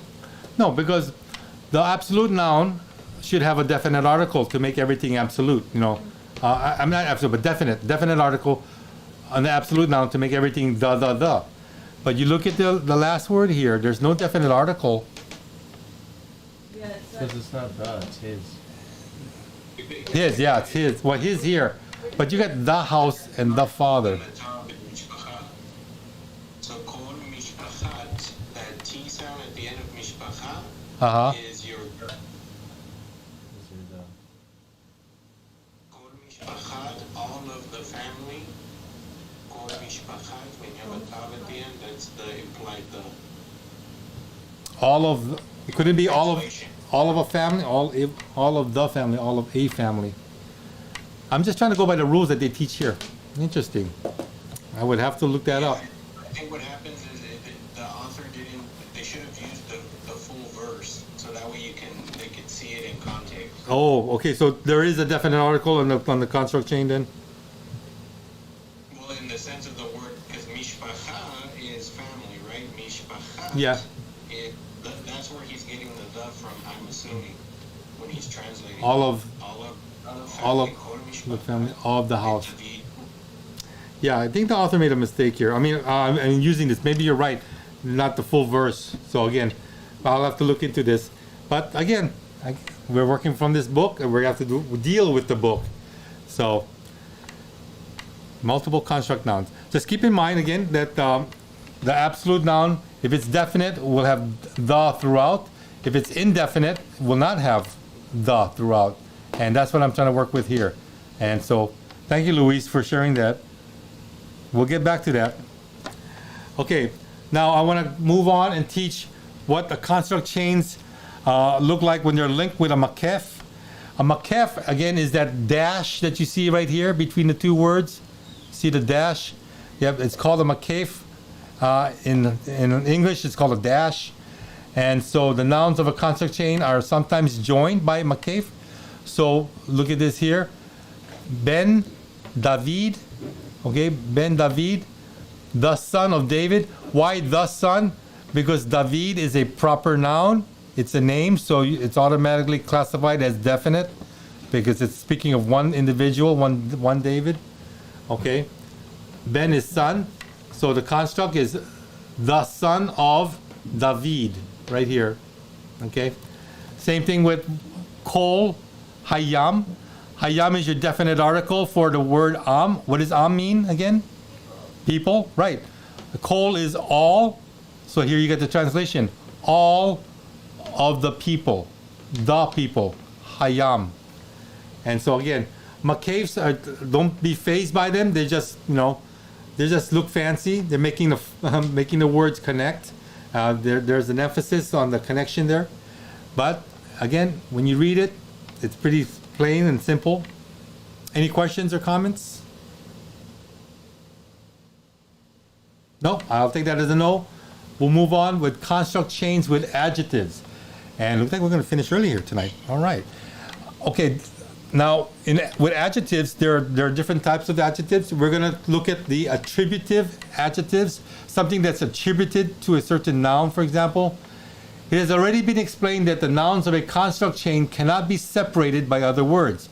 In other words, they all have to stay together, the construct nouns. For this reason, when an adjective modifies either the construct or absolute noun, it must follow the entire chain. Like any attributive adjective, it must agree with the noun it modifies, and this is the key here, in gender, okay, masculine or feminine, in number, single or plural, and definiteness, the or no the, okay? In the following examples, davar is the construct form of davar, devar, davar, okay?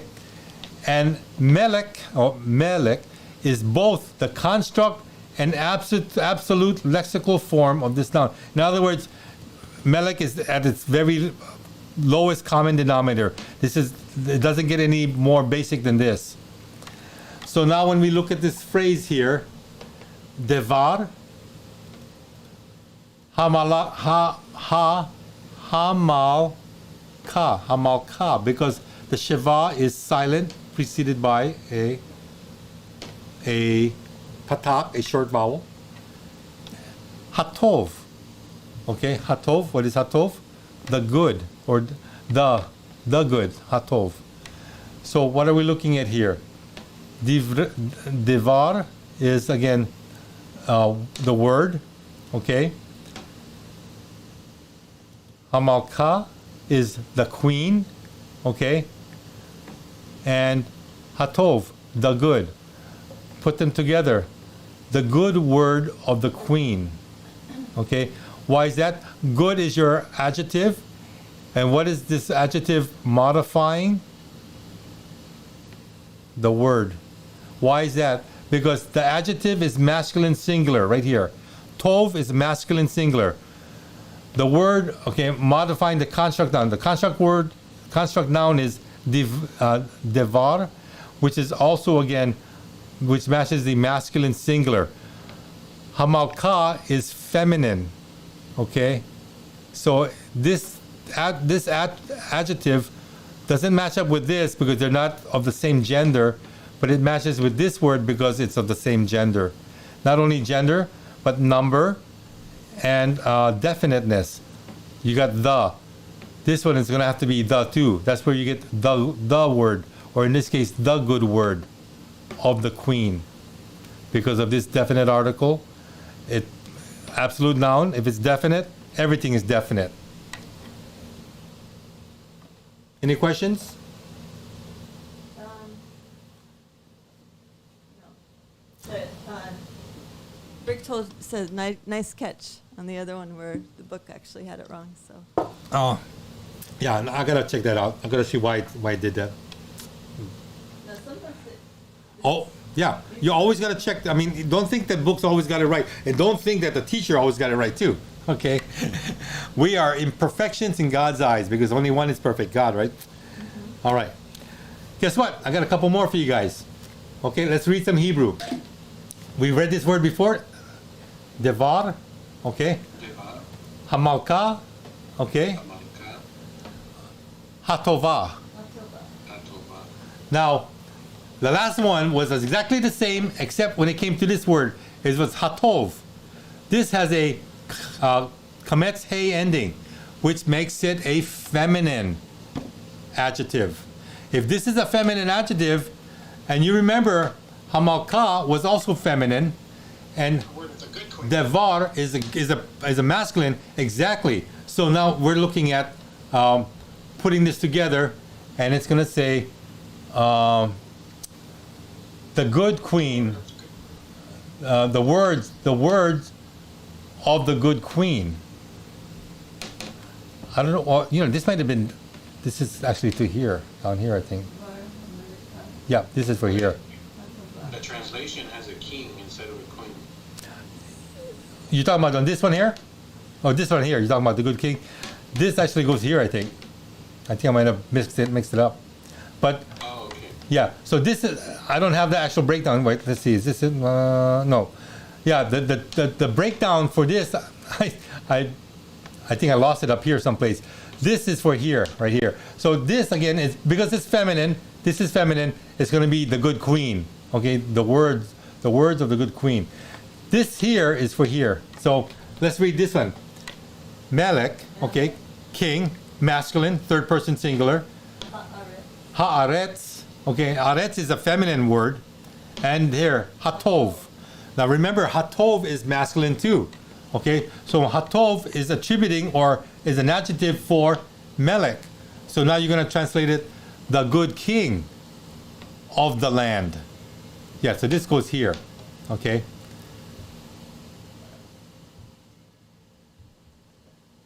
This first line belongs up here.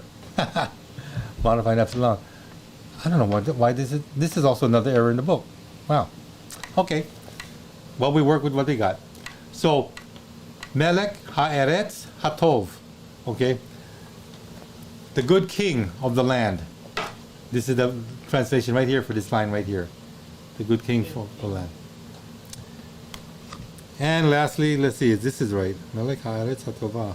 The adjective is in the singular. Okay, here. Last one, guys. Melech Haaretz. Haaretz. Hatova. All right. Very good, Johnson. Very good. Very Melech haaretz hatova. Very good. Now, the adjective, feminine or masculine? feminine. Very good. What is feminine here? Haaretz. Haaretz. Very good. So now you know that that the land is what's being spoken of. The good land, right? King of the good land. The king of the good land. Okay, and that's how you would translate it. Again, why? Because you get the of in there.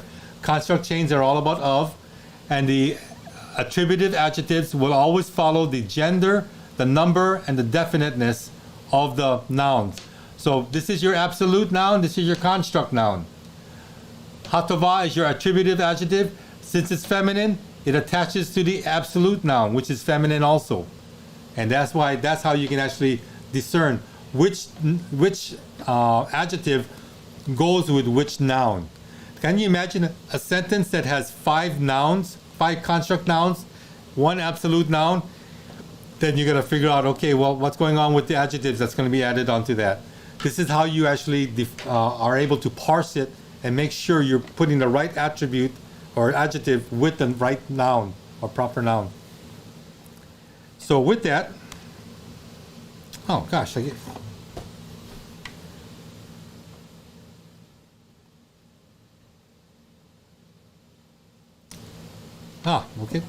So now I got one more thing to teach you. The following construct chains, the adjective may modify either the construct or absolute noun. Again, in ambiguous constructions like this, context must be your guide.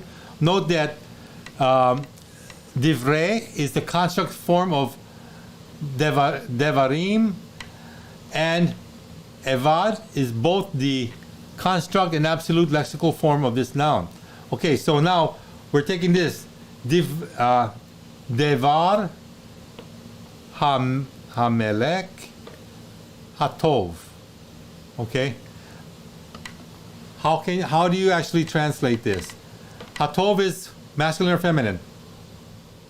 Masculine. Is it definite or indefinite? Definite. Very good. You got the definite article. Okay, so masculine, definite, and is it singular or plural? Singular. Yeah, tov is plural. I mean singular. So now when you look at the absolute noun, it's definite. Is melech masculine or feminine? Masculine. Very good. So right there, and it's singular, so you got to match masculine to masculine. Divrei, again, what is devar?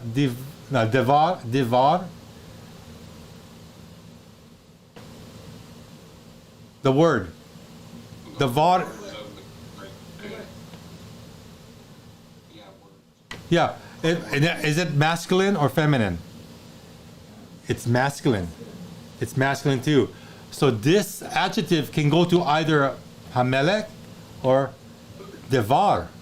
And that's why now you'll actually have 2 translations. The good word of the king or the word of the good king. Do you notice what's happening here?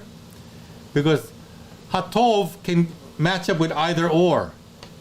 And that's what this is what this ambiguous constructions are like. Like, oh, which one do I give it to? Well, you can give it to either or, and that's up to you, the translator, to determine what he wants to use. So if you're translating Hebrew into English, you can either go with the good word of the king, or you can go with the word of the good king. Neither is wrong. Both are correct. Do you notice the flexibility here? And you know that had to come up, right? 2 masculine nouns, absolute and construct, and a masculine adjective. So this is what the book is saying, the grammar book is saying, that it can apply to both. Any questions? Did I confuse anybody? From the very beginning, Noble. All right. The problem is English. It's not a problem in Hebrew. It's determining what the context and the word you want when you're translating in English. Yeah, that's true. That is true. English is a terrible language, you know. Long and Stephen are tracking with you. All right. It's a great language. It's just when you're translating from this particular language, you have more options to choose from, and that's where you have to make a discernment to see what would be the best transmission of what you're reading in Hebrew. Yes, you're right. But I have to disagree. English is not that good of a language because there's grammatically, learning English grammar is sometimes it actually what is that? Overly complicated. Not There's just so many that. exceptions to every rule. There's too many exceptions. You know, I mean, it's just too many exceptions. It's just foreign languages are far easier. They know what they're talking about. But we got to work with English, since that's the language we're working with. So, okay, guys, let's proceed. I got two more examples here. Okay, divrei hamelekim hatovim. Okay, now this is your adjective. Okay, tell me about it. I want you to parse that for me. Is it definite or indefinite? Definite. Very good, because of the ha. Very good, and the ha and the gesh forte in the tet. Okay, is it masculine or feminine? I think it's masculine. Okay, the word tov is masculine to begin with, but the hirek yod mem sofit, which is a plural of, is a plural, masculine plural. So that actually says, that also actually tells you that tov is masculine, and it also tells you the number. My next question, is it singular or plural? Hirek yod mem sofit is your plural. So now you just parse this word. It's definite because of the ha. It's masculine because tov is a masculine noun, and it's plural because the hirek yod mem sofit im. Okay, so hatovim. Okay, so now you know that. Now let's look at the absolute noun. Okay, is it definite? Yes. Yeah. Correct. Is it masculine? Yes. Melek is a masculine word. Is it plural? Yeah. Yes. Yes, correct. Okay, now look at the construct noun. Divrei. Is davar a masculine word? Yes. Yes. Is davar is it definite? Yeah. No. Well, because it's not on here, you would think no. But remember, if the absolute noun is definite, then the construct noun is definite also. That's a little tricky in a way, but because there's no ha here, doesn't mean that it's not the words. Why? Because right here, the absolute noun has a definite article. And that's the earlier rule, that if the absolute noun has a definite article, then the entire phrase is going to be definite. Okay? So when we translate this, okay, good and can actually go to words, and good can also go to hamelekim, kings. Okay, so notice the English translation, the good words of the king is correct. The words of the good king is also correct. So do you see what's happening here? That there's ambiguity again, because why? Masculine, definite, plural, masculine, definite, plural, masculine, definite, plural. They all apply. And so this adjective can go to hamelekim, or it can go to divrei. And you still read it, and you'll translate it either or, and they're both correct. Just like earlier. The way to solve that in English is that we have to, because nobody really speaks English this way, so when you're translating, you would put the word are. The words of the kings are good, and then that solves your translation problem. The words of the king are good. Yeah, that's true. You could write it down that way too. Yeah. Yeah. See what I mean? English is terrible. All right, let's do this last one here, because we're almost up with time. Okay. You guys want to read this? Okay. Evan, Evan. Okay. Hanavi, Hanavi. Okay. Hare, Hara. Hara. Hara. Hara. Now this is not aretz. This is hara. The ra is a different word now. Okay. Oh, evil. Okay. Yes. So, Eved is your servant or slave. Okay. And what is Eved? Is that a plural or a masculine or feminine word? That is Masculine. masculine. Masculine. Okay. Navi. Well, ha-navi. Ha is your definite article. Navi is your word for prophet. Okay. Is Navi masculine or feminine? It's masculine. I believe it's masculine. I think it's masculine. Yeah. And hara is a definite article added to the word ra, That evil. evil. Okay. So here, actually, when I look at it, wait, Eved. Wait, is Eved masculine or plural? I need to find out. I don't have my book with me. No. Feminine. Eved is feminine. Servant and king. Eved. I need to find out. Navi is masculine, I believe. Hara is evil, and I don't have my I don't have my book with me. Okay, well, let's look at it this way, guys. No, you got the or. So they're gonna give you another option. It's not here for some reason. So if it's masculine, masculine, masculine, if evil is masculine, then it's gonna work either way. The evil servant of the prophet, or the evil prophet of the servant. No? The evil prophet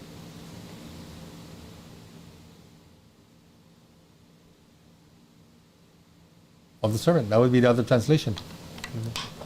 Yeah, the regular translation into English would be the prophet's possessive. The prophet's servant is evil. See, in English, we have to put is, are, and all that to make the sentence make sense in English. If not, we're translating too literal. But this actually could apply as a sentence or a phrase. So it doesn't have to be a complete sentence. But so if we take it as a sentence, yeah, we would have to put the to be verb in there, and that would be is or are, and you're correct in that. Or you take it as a phrase, and that's not a complete sentence. It's part of a sentence. And I'm just thinking, okay, wait a minute now. Where's the other translation? Why did I not put that in there? Oh, okay. That's it.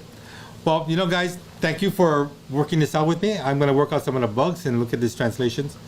I guess I wanted to expose you to the construct chain, and how it works with adjectives. And I think we did a fairly good job, although some are questionable. Lastly, I want to look at this book. Come, you can sit down. Iyov, chapter 38, verse 4. Wow, that sounds familiar. Why? Because we were in the book of Iyov, right? And I wanted to cover this chapter 38, verse 4. This is again when God is talking to Iyov, right? And he's saying, Efo,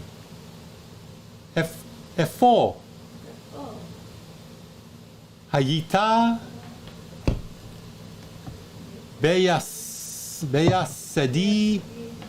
Aretz, Haged, Im, Yadata, Bina. Ifo, where? Hayita, were you? Beyasedi, when I, Sedi, that's I, Hirek Yod is your I, when I laid foundations, I think the word is Yasad is for foundations. When I laid the foundations of what? And this is in the construct. Now, remember, it's construct form. Why? Because of the earth, Aretz here. That's why I stuck this in here, to complement the construct chain that we're looking at. So, where were you when I laid the foundations of the earth? This is God telling Iyov. And now here God is kind of pissed off already. Haged, tell. If Yadata, you have, okay? And this is again, your call perfect, completed. You have what? Bina. Bina is like Bina. When you do binary calculations, it's 1 or 0. Bina is understanding or discernment.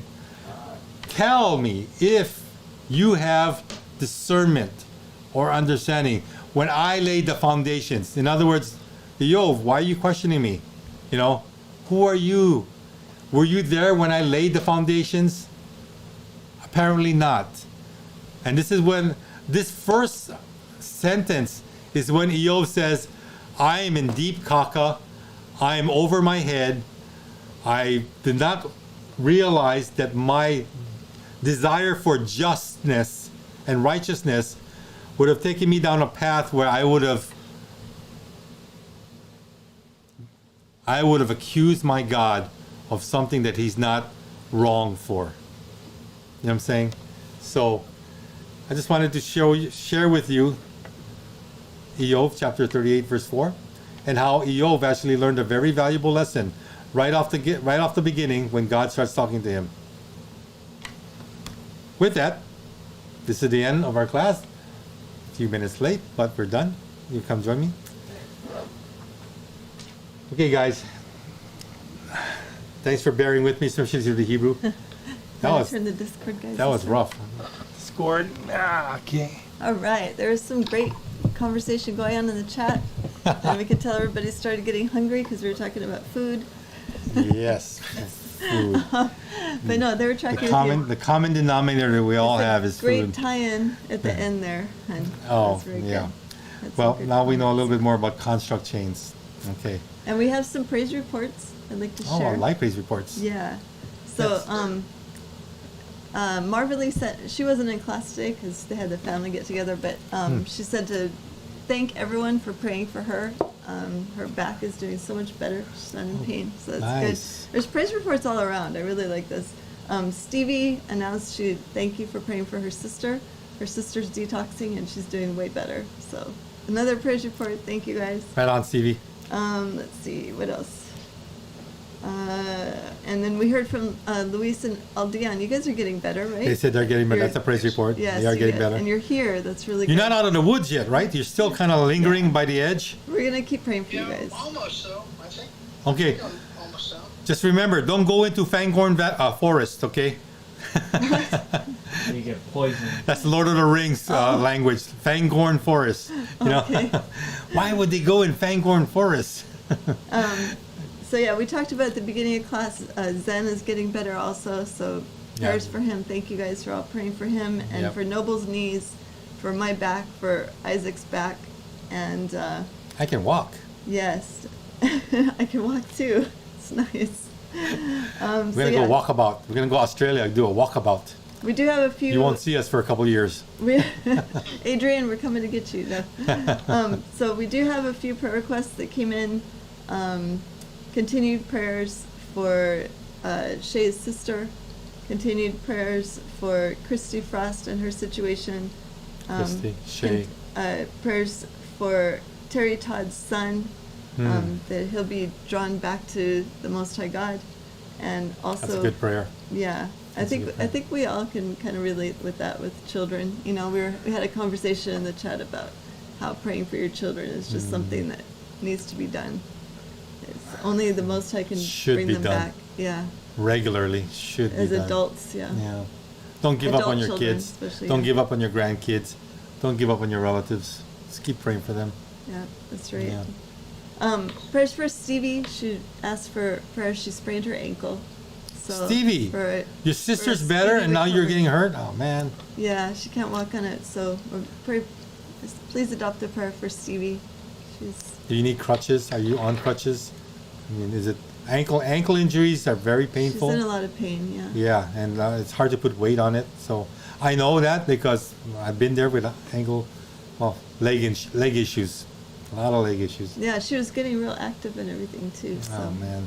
yeah, but we'll keep you in prayer. All right. Any other prayer requests, you can email us at Yeah. biblicalhebrewhawaii@gmail.com.